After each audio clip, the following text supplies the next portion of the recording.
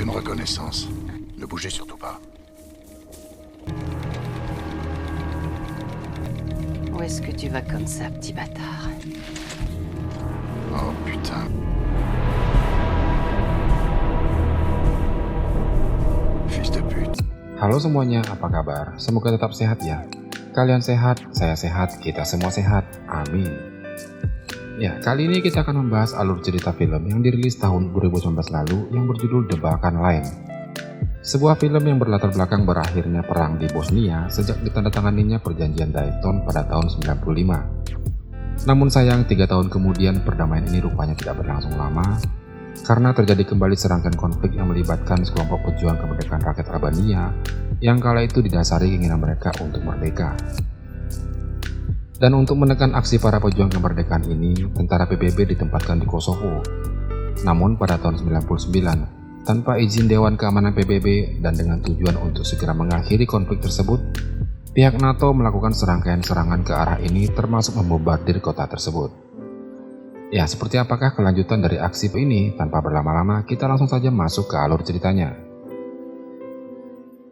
Film diawali dengan memperlihatkan sebuah hutan di daerah Bosnia-Herzegovina tahun 95, di mana sekelompok pasukan elit Rusia sedang bersembunyi berniat akan melakukan penyergapan terhadap seorang penjahat perang Bosnia yang bernama Harun. Para pasukan Rusia ini dipimpin oleh Letnan Bek dan juga Andrei Satanov selaku komandan lapangan, yang mana kala itu mereka masih di bawah perintah langsung oleh NATO. Pada operasi yang mereka jalankan ini, tampaknya semua tidak berjalan sesuai rencana. Sebuah insiden terjadi. Satanov dengan terpaksa harus membunuh Harun dengan cara melemparkannya dari helikopter yang membawa mereka. Akibat sakit hati, selain salah seorang rekannya baru saja mati terbunuh oleh Harun ini, di saat yang sama juga mereka mendapat perintah baru dari NATO agar dapat melepaskan Harun karena alasan kepentingan politik. Akibat tindakan Satanov tersebut, akhirnya mereka semua dipecat secara tidak hormat dari kemiliteran Rusia dan dilarang kembali ke Rusia, menyisakan Letnan Bek sendiri yang tidak bergabung dengan NATO lagi, namun tetap dalam militer Rusia. 3 tahun kemudian, sebuah konflik kembali lagi terjadi. Kali ini NATO sedang melakukan pemboman massal ke basis-basis pertahanan tentara kemerdekaan Albania. Namun sayang, aksi ini banyak memakan korban dari pihak warga sipil, bahkan sampai ke fasilitas kesehatan. Salah satunya rumah sakit di pusat kota Belgrade, Yugoslavia.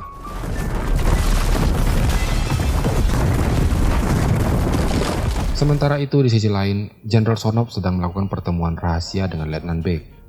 Jenderal ini menugaskannya berangkat ke Kosovo untuk mengamankan satu-satunya bandar udara terbesar yang ada di sana, yang saat itu sudah dalam kendali para pemberontak Albania.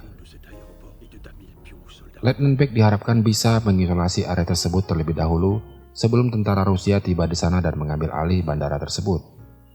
Namun tentu saja, Letnan Bek memerlukan sebuah tim untuk menjalankan aksi ini, maka ia menunjuk timnya yang terdahulu untuk bisa bersamanya. Awalnya hal ini tidak disetujui oleh Jenderal Sonov karena mengingat kejadian 3 tahun yang lalu, tim ini pernah mengecewakannya. Namun setelah dijelaskan lebih lanjut oleh Letnan Bek, akhirnya jenderal ini mengizinkannya untuk membawa mereka.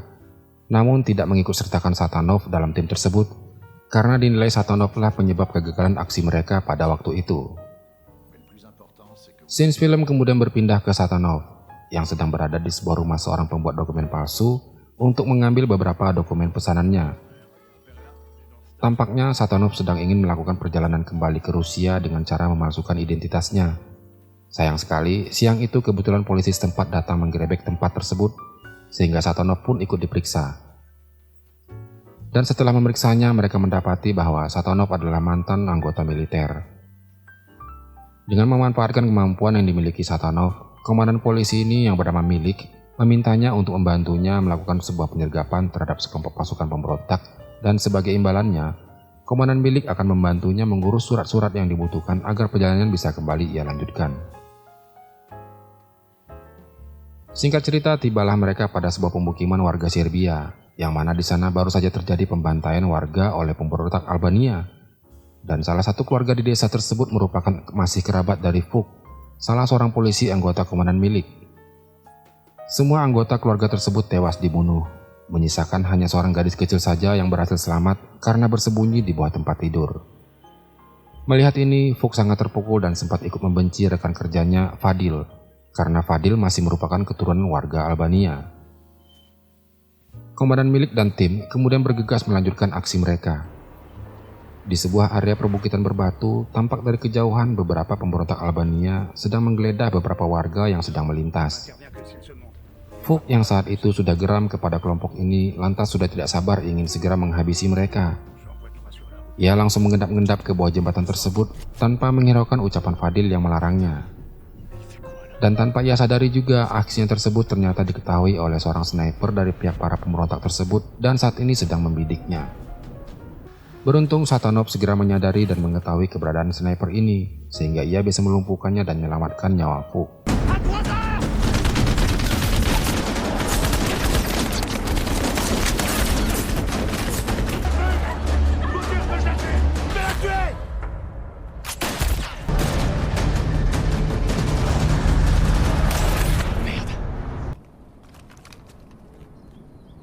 Setelah berhasil membantu Komandan Milik dan rekan-rekannya, Satanov kembali melanjutkan perjalanannya.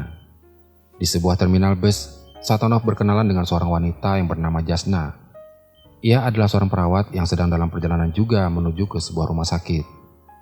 Setelah bis datang menjemput mereka dan belum jauh meninggalkan terminal, tiba-tiba saja bis diserang dengan rentetan peluru oleh pasukan pemberontak dan memaksa para penumpang untuk keluar dari bis tersebut. Satu persatu penumpang diperiksa dan menyakiti bahkan membunuh mereka yang dianggap tidak bisa bekerja sama. Satanov sendiri tidak sadarkan diri setelah dipukul dari belakang. Ia baru tersadar setelah mendengar teriakan Jasna yang kala itu hendak diperkosa. Pimpinan pemberontak ini bernama Smuk. Di saat ia sedang lengah, dengan cepat Satanov menyanderanya serta membunuh anggota pemberontak lainnya. Setelah berhasil menumbangkan beberapa pemberontak ini, akhirnya mereka mendapat celah untuk bisa kabur dari sana menggunakan bis tersebut. Satanov kemudian ditemani oleh Jasna mengantar para penumpang yang terluka ke rumah sakit terdekat, dan Jasna juga menumpang menginap di rumah Satanov pada malam itu sebelum ia mulai pekerjaannya di rumah sakit tersebut pada esok hari. Ya, akibat insiden tadi, Smuk sekarang marah besar dan menugaskan anggotanya untuk mencari keberadaan Satanov. Dan setelah mereka mengetahui bahwa Satanov baru saja bertemu dan bekerja sama dengan Komandan Milik, maka mereka segera mendatangi kantor polisi setempat dan menginterogasi Komandan Milik, lalu kemudian menyiksa dan membunuhnya. Di sisi lain, ternyata dokter dan seorang perawat di rumah sakit tempat Jasna bekerja adalah masih anggota dari pasukan Smuk, yang kala itu menyandera Jasna dan menginterogasinya. Beruntung Satanov segera meninggalkan rumahnya setelah mendapat kabar dari Fadil tentang berita kematian Komandan Milik. Karena di saat yang sama, Jasna mau tidak mau buka mulut dan memberitahukan alamat Satanov kepada pasukan pemberontak tersebut. Sementara itu, di sisi lain, Letnan Beck dan timnya sudah mengintai bandar udara Slatina yang sedang dikuasai oleh pasukan pemberontak tersebut. Dan tanpa mengalami kesulitan sedikit pun, tim ini berhasil melumpuhkan beberapa penjaga yang saat itu sedang berjaga. Dan tak lama kemudian, ternyata Satanov, Fuk, dan Fadil juga secara kebetulan mengarah ke bandara itu.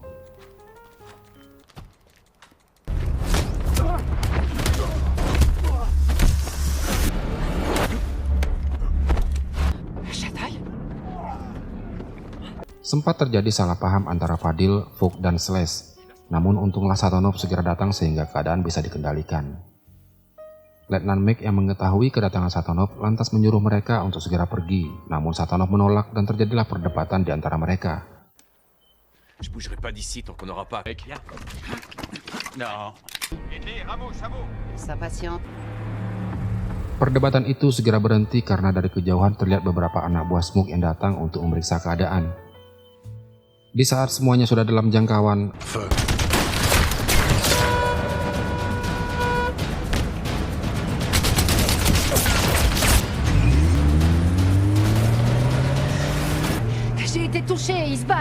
dua orang berhasil meloloskan diri dan Vera juga sempat terkena luka tembak di bagian bahunya pada adu tembak tersebut.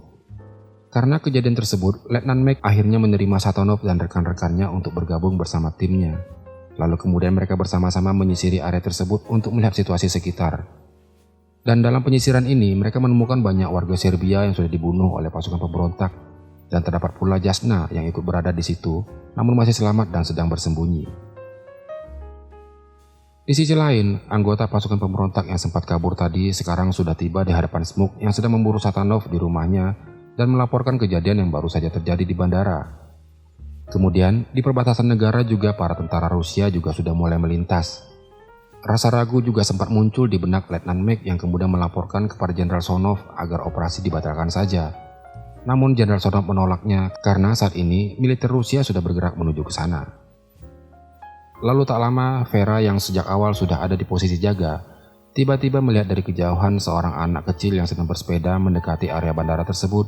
Letnan Mek yang curiga kalau bocah kecil tersebut adalah seorang mata-mata pemberontak meminta timnya untuk tidak menampakkan diri. Dan kemudian, sore harinya, rombongan kendaraan pasukan pemberontak Albania sudah tiba kembali ke bandara tersebut dan langsung mengepung bandara itu. Benar saja, anak kecil tadi ternyata adalah mata-mata pemberontak.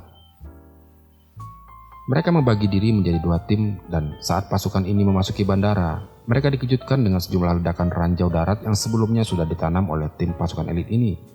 Disusul lagi sejumlah rentetan tembakan yang membuat pasukan pemberontak ini cukup kewalahan.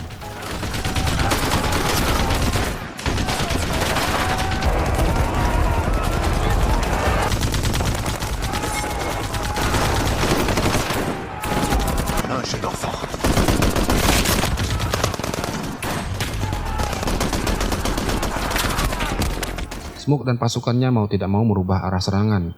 Mereka sekarang memusatkan serangan ke terminal bandara, yang mana di sana terdapat Gere dan Fadil. Akibat perubahan strategi serangan ini, Fadil pun terluka akibat serangan RPG dan mortir dari arah pasukan Smoke yang meluluhlantahkan sekitarnya. Setelah serangan hujan mortir tersebut, Gere juga tidak selamat. Disusul Fuk yang terluka parah karena berusaha menolong Fadil yang sedang terkena serangan RPG tadi. Di sisi lain, Vera berhasil membunuh Amir yang merupakan tangan kanan Smoke. Dan membalas hal itu, Smoke lantas menembakkan RPG-nya tepat ke arah Vera yang membuat Vera seketika itu juga terlempar dan jatuh dari ketinggian. Melihat keadaan mereka yang semakin terpojok ditambah lagi serangan mortir dari pihak lawan yang tidak kunjung berhenti, Slash berinisiatif untuk menghentikan tembakan dari regu senjata mortir tersebut dengan cara menabrakkan kendaraan tangki bahan bakar yang dibawanya. Gugup melihat kedatangan Slash mengarah kepada mereka, regu senjata mortir tersebut gelagapan mengarahkan tembakannya ke arah Slash yang semakin mendekat. Dan dari kejauhan juga, Letnan Beck berusaha memberikan tembakan perlindungan kepada Slash. Slash berhasil menghentikan serangan itu walaupun ia tahu nyawanya menjadi taruhannya. Sampai dengan pagi hari, para pasukan pemberontak ini tidak berhenti dan terus saja menyerang dan semakin mendekati mereka, yang membuat para pasukan elit ini semakin tersudut dan berkumpul di menara pengawas, dan sekarang hanya tersisa 4 buah amunisi saja yang mereka miliki, sehingga rasa putus asa pun semakin menyelimuti para pasukan elit ini. Sementara itu di luar, Fuk yang sudah sekarat harus mati dalam keadaan yang tragis di tangan Smoke.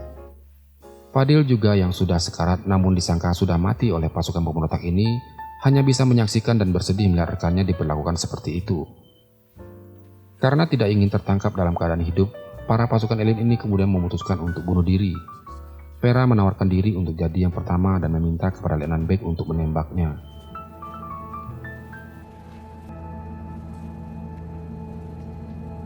Je veux pas d'un visage abîmé. Tu es prête?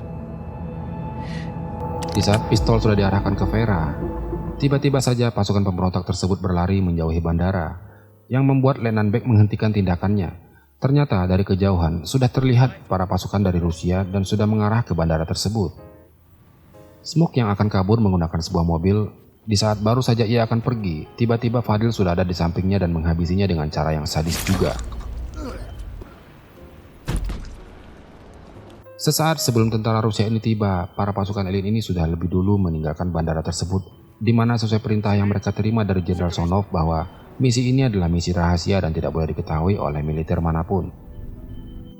Tentara Inggris yang tidak lama juga tiba di bandara tersebut dihadang oleh tentara Rusia agar tidak mendarat dan menduduki bandara tersebut. Di akhir film juga ditampakkan sekilas berita nyata yang terjadi di Kosovo kala itu, di mana kehadiran Rusia untuk melindungi mereka ini disambut baik oleh rakyat Kosovo. Oke teman-teman, mungkin segitu saja dulu alur cerita film The Balkan Line ini yang bisa saya sampaikan. Semoga bisa menghibur dan menambah wawasan kita. Silahkan like kalau kalian suka atau dislike kalau kalian tidak suka. Akhirnya saya William pamit undur diri, terima kasih sudah memperhatikan dan sampai jumpa di video berikutnya.